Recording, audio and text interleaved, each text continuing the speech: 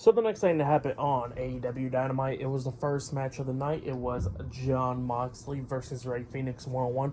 This match, it was a pretty good match for like the most part. There was only had like one issue with the match, but we'll talk about that at the ending, But yeah, these two guys was throwing on a pretty good match. Rey Fenix was coming close a few times. Like at one point, we see Jon Moxley trying to Death Rider onto him when he lifted him up in the air.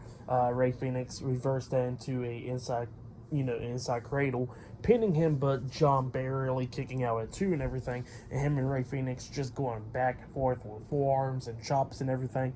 Rey Fenix then finally super kicked him, and then Fenix climbs up the top turnbuckle, and then Moxley gets up there just going at it with him and everything, and then he eventually hits a avalanche Death Rider onto him, which looked pretty good. He hits on Rey Fenix. He goes for the pin. 1, 2. Rey Fenix barely kicking out at two, and as soon as he kicks out at two, Jon Moxley locks on that sleeper hold chokehold onto Rey Fenix, and he passes out. So yeah, Jon Moxley defeated Rey Fenix tonight in a one-on-one match.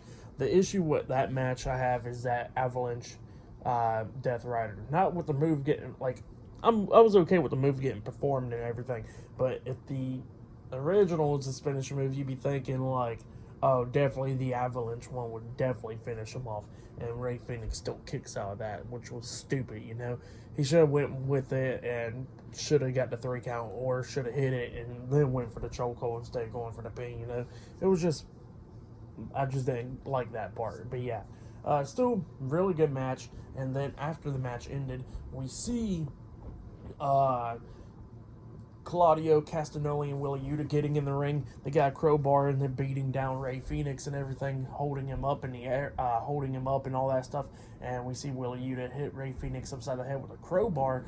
And then we see Eddie Kingston and Penta El Zero Miedo coming running down. But then Ortiz stops them dead in their tracks, and he got that sock with them. And then Santana makes his return, and he starts going at it with Eddie Kingston and Penta with Ortiz. So yeah, Santana returns, and Santana and Ortiz are back together, and it looks like they're with the Blackpool Combat Club as well. And then we see Orange Cassidy, Trent Beretta, and Chuck Taylor, best friends, come running down to try and make the save, but it was already too late because Rey Fenix got hit upside the head with the crowbar, and then they had to put him on the stretcher and send him out to the hospital.